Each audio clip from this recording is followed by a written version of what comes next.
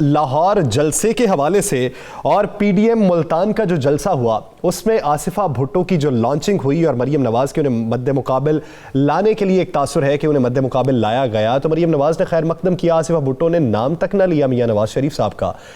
تو اس پہ کیا کوئی بے چینی پائی گئی پاکستان مسلم لیگ نون میں؟ رانا صاحب سے جانیں گے۔ رانا صاحب، آصفہ بھٹو نے تمام تر جو تقریر کی اس کا محور chairman Peoples Party Bilawal Bhutto Zardari تھے، یعنی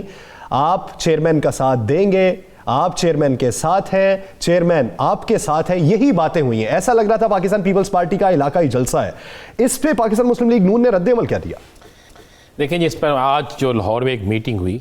اس میں باقاعدہ مریم نے راجہ پرویز اشرف کی موجودگی میں یہ بات کی، مولانا صاحب بھی بیٹھے تھے،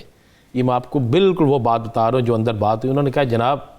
ہمیں ملتان میں پی ڈی ایم کے جلسے کے لیے بلایا گیا تھا یا آصفہ بھٹو کی سیاسی لانچنگ کے لیے بلایا گیا تھا،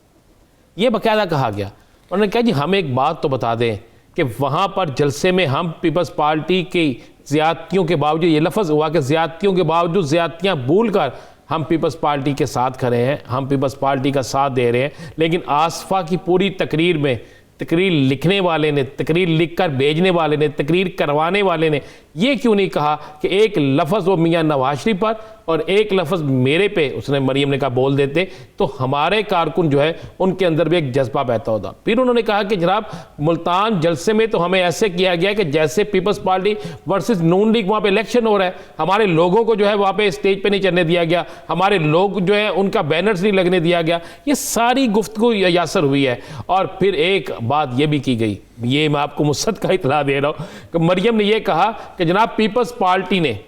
باقاعدہ پرانی کے تحت مختلف ٹی وی چینلز پر ملتان جلسے کے بعد ایک ہی خبر چلوائی کہ آصفہ کی تقریر کا سٹائل، آصفہ کی آمد، اس سے کیا تبدیلی آئے گی۔ اس نے کہا ہم تو اس میں زیرو ہو گئے، پہلے میرا نام چلتا تھا، ڈسکس ہوتا تھا، پھر اس نے یہ کہا کہ مولانا صاحب آپ بھی ڈسکس نہیں ہوئے،